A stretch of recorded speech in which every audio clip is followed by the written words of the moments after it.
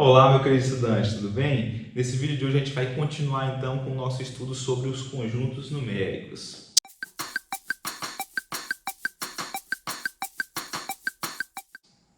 Muito bem, a gente viu na aula passada então o conjunto dos números racionais, que a gente pode representar pela letra Q, com essa barra aqui, que é o conjunto das frações, ou seja, os números da forma A sobre B, onde eu tenho A um número inteiro e B eu tenho um número natural. Ok, muito bem. Então a gente sabe que esse conjunto ele pode ser definido como sendo o conjunto das frações. Entretanto, a gente sabe que o conceito de fração ele é o conceito de divisão.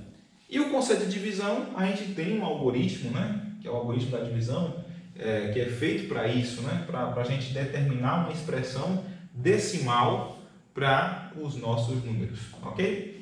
Então, por exemplo,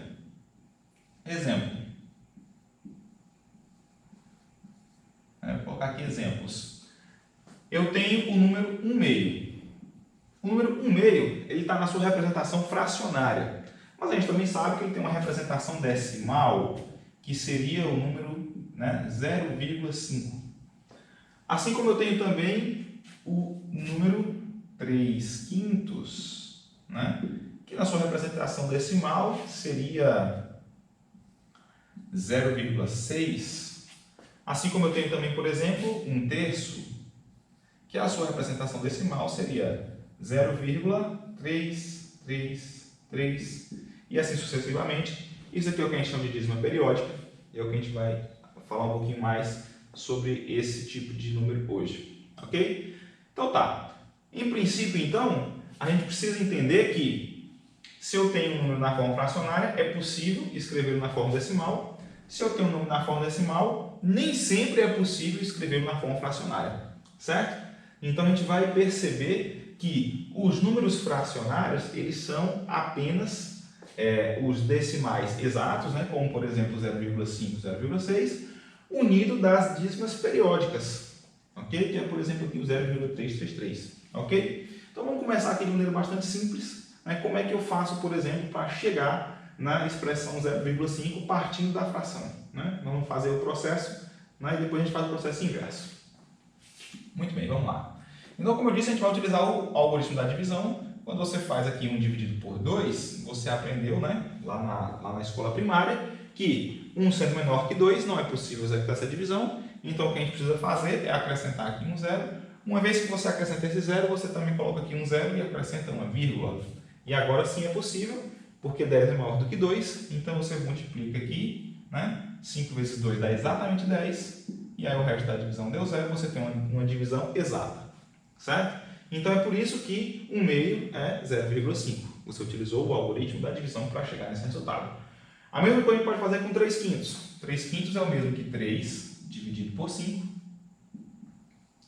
E aqui você, novamente, tem um número menor do que 5, então você acrescenta um zero. Aqui você coloca o zero e a vírgula. Agora você já pode multiplicar aqui por 6, não é isso? Porque 6 vezes 5 é justamente 30.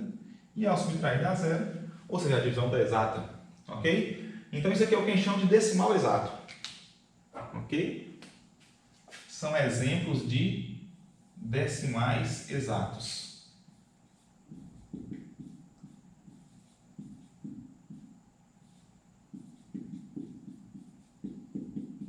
Por que exatos? Porque tem fim, certo? A expressão ela é finita. É um decimal porque está na forma decimal, ou seja, está escrito como sendo números na base 10, ok? E exato justamente porque é finito.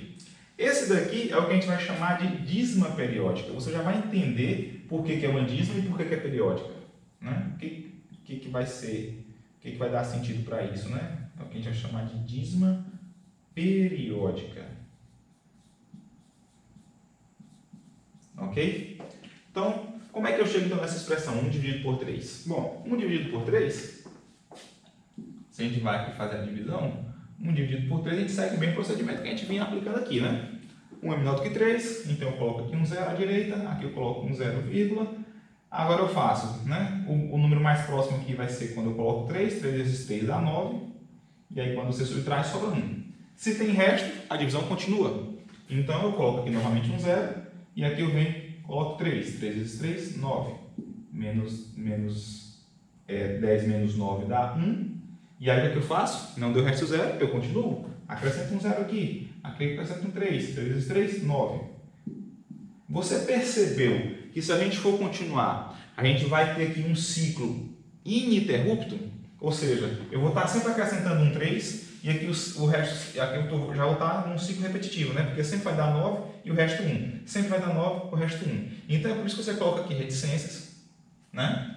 E você entende que esse processo ele é infinito, ou seja, o processo não acaba. É por isso que a gente chama de dízima, ou seja, é uma representação decimal, né? Porém é um decimal infinito, ou seja, uma dízima é um decimal que é infinito, tem infinitos numerais depois da vírgula, ok? E por que eu chamo então de periódica?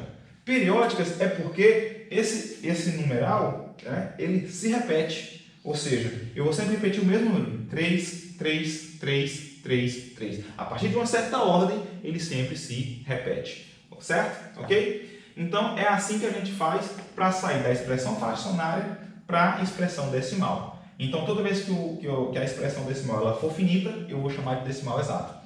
Toda vez que ela for infinita, eu vou chamar de dízima, certo? Vai ser uma dízima. Agora, no nosso caso aqui, ela é uma dízima periódica. Existem dízimas não periódicas? Existem dízimas não periódicas. Exemplo, me dá um exemplo sobre uma dízima não periódica. Por exemplo, o número π, né? É um número irracional, certo? Por isso eu não consigo expressá-lo na forma de fração, mas ele é um número bem conhecido de todos, né? O π ele é da forma 3,14159,2 e eu não tenho como prever qual é o próximo número. Isso não vai ocorrer de maneira periódica, não vai ter uma repetição, né? Para nós, assim, olhando, parece muito mais de maneira aleatória. Então, esse daqui vai ser um exemplo, né? Um dos exemplos que eu posso dar de dízima não periódica. Então, continua sendo dízima, só que agora é uma dízima não periódica. E a gente vai ver que esse conjunto, o conjunto dos números racionais, é justamente os decimais exatos mais as dízimas periódicas. E as dízimas não periódicas não vão ser números racionais. Vão ser o que a gente vai chamar de números irracionais. Ok? Muito bem. Então a gente já fez o processo de partindo da fração chegar lá no número decimal. Agora a gente pode também fazer o processo inverso. Querem aprender? Vamos lá. Se eu estou agora aqui com 0,5, como é que eu chego na expressão, né, da fração? Bom, tudo que eu preciso fazer é entender que eu estou no sistema decimal. E o que é o sistema decimal? É o sistema de base 10. Ou seja, quantas casas eu tenho aqui depois da vírgula? Eu tenho uma casa depois da vírgula. Então isso significa que eu posso expressar esse número aqui como sendo 5 dividido por 10. Justamente por quê? Porque eu estou, né, no que a gente chama de sistema, né, de numeração decimal. Então, se eu tivesse duas casas depois da vírgula, seria o quê? Seria 10 ao quadrado, ou seja, seria dividido por 100. Se eu tivesse três casas depois da vírgula, seria o quê? Seria, né, dividido por 1000, certo? Se eu tivesse aqui um número diferente de zero, eu separaria, então, essa unidade, né? Ou então eu poderia trabalhar de outra forma, tá? Mas, em princípio, aqui o que eu tenho que fazer é reconhecer essa fração e ela vai estar dividida por 10 porque eu estou, né, apenas com uma casa depois da vírgula. Tudo bem? Então, vamos lá. 5 décimos, eu posso dividir por 5, né? Eu posso simplificar por 5, tanto no numerador como no denominador. Isso me dá exatamente 1/2. Ok? 1/2. Vamos lá, como é que eu chego aqui então como é que eu chego na fração 3/5 partindo de 0,6? A mesma coisa, né? Se eu tenho aqui 0,6, a gente vai fazer então 6 dividido por 10, porque eu só tenho uma casa decimal depois da vírgula. Eu posso simplificar por 2, então eu obtenho 3/5. Ok? Ah, professor, me dá um exemplo então aí com duas casas decimais. Bom, com duas casas decimais, por exemplo, 0,25. Seria o quê? Seria 25. Como agora eu tenho duas casas decimais, então é 10 ao quadrado, ou seja, 100. Né? Dá para simplificar por 5? Dá. Mas também dá para simplificar direto por 25. Se você percebeu, você simplifica por 25, aqui fica 1, e 100 dividido por 25 dá 4. Então, 1 quarto é 0,25. Então, é assim que a gente faz com decimais exatos, ok? Decimais exatos funcionam dessa forma. Com dízima periódica, a coisa vai funcionar um pouquinho diferente, certo? Vai funcionar um pouquinho diferente. Então, vamos fazer aqui agora com dízimas periódicas. Como é que eu faço, então, para retornar da dízima periódica para o meu número, para a minha fração, né, que é chamada de fração geratriz? Bom, eu vou chamar, então, de x esse número aqui, 0,333. O primeiro passo é o que a gente chama de separar a parte periódica da não periódica pela vírgula. No nosso caso aqui, o número que se repete é o 3, é o que a gente vai chamar de período, tá? Isso aqui, o 3, né, é o que a gente vai chamar de período, porque é o número que se repete. Período. Ok? Então, eu vou separar a parte periódica da parte não periódica com a vírgula. Na realidade, aqui já está separado, certo? A parte periódica é a partir do 3, que é o que está se repetindo, e a parte não periódica é o que está aqui à esquerda da vírgula, né, que é o 0. Então, como já coincide, eu vou apenas multiplicar essa equação aqui, que eu vou chamar aqui de equação 1, né, eu vou multiplicá-la pela potência de 10, né, que for a quantidade de casas decimais desse período aqui. Então, por exemplo, nosso período aqui ele é o 3. Então, só é uma única casa decimal, eu vou multiplicar por 10. Se fosse, por exemplo, 35, seria duas casas, então eu teria que multiplicar por 100, certo? Então, vou multiplicar aqui por 10. Multipliquei por 10, isso é 10x igual a... Quando você multiplica por 10, a vírgula é para a direita, né? Anda uma casa para a direita. Então, aqui vai ser 3,333. Eu vou chamar aqui de equação 2. Quando eu faço a equação 2 menos a equação 1, né? Realizando a operação equação 2 menos a equação 1, eu faço isso membro a membro, então vai ficar 10x menos x, né? Então é 10 menos 1, é o mesmo que 9x. Do outro lado, a gente faz essa subtração, como que funciona? A gente faz vírgula embaixo de vírgula. Aí você percebe que, como você já organizou para depois da vírgula ter apenas a parte periódica, você já presta atenção que o que tiver depois da vírgula vai tudo cancelar. Então aqui depois da vírgula vai ficar exatamente o quê? Tudo zero. E quando você fica então aqui com tudo zero depois da vírgula, então é porque não tem necessidade, na verdade, de colocar a vírgula. Então aqui vai ser esse menos esse vai ficar zeros, e aqui 3 menos 0 vai ficar 3. Seria, né, 3,00000, que é o mesmo que 3. Ok? Então basta você agora passar esse 9 aqui, né? Como ele está multiplicando, ele vem com a operação inversa, que é com a divisão. Então x dividido por 9, e isso simplificando é exatamente, né, se você dividir por 3 no numerador e no denominador, isso é exatamente 1/3. Ou seja, x igual a 1/3, e é assim que você chega então no que você chama de fração geratriz, né, da sua dízima. Então é a fração geratriz. Ok? Muito bem. Então a gente pode perceber, né, que de fato as dízimas periódicas são números racionais. Os decimais exatos também são números racionais.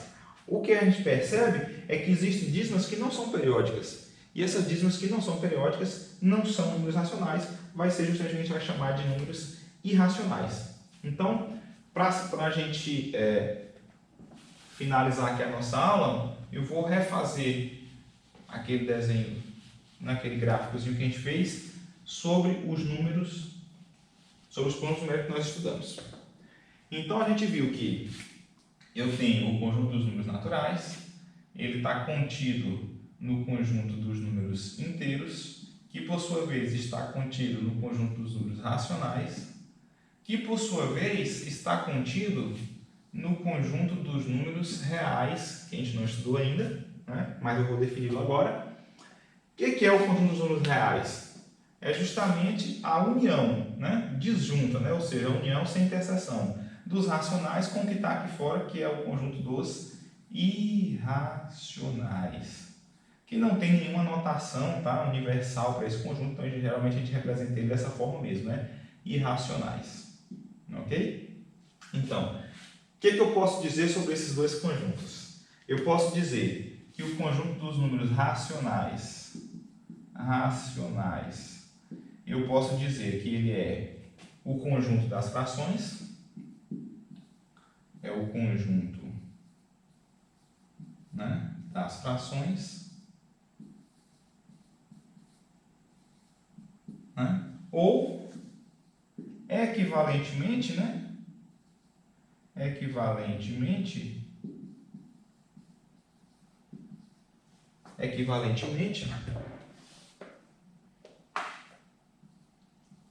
dos decimais exatos e dízimas periódicas. Certo? Já o conjunto dos irracionais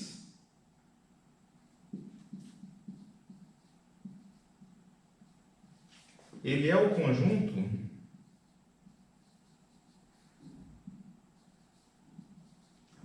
das dízimas não periódicas.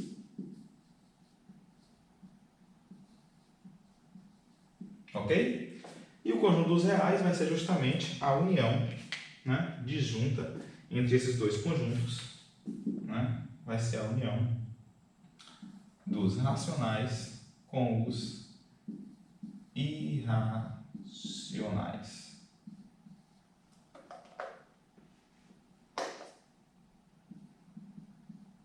Ok? Ou seja, é o conjunto de todos os decimais exatos, as dízimas periódicas e as dízimas não periódicas. Ok? Então tá, a gente encerra por aqui hoje. Nessa aula, na descrição desse vídeo, você vai encontrar um anexo de exercícios, onde a gente vai começar a trabalhar esses conceitos aqui de conjuntos numéricos que a gente estudou. E a partir do próximo vídeo, eu vou estar dando mais algumas informações de como você pode trabalhar com esses conjuntos, para em seguida a gente estar começando a resolver essa lista, ok? Então, até o próximo vídeo.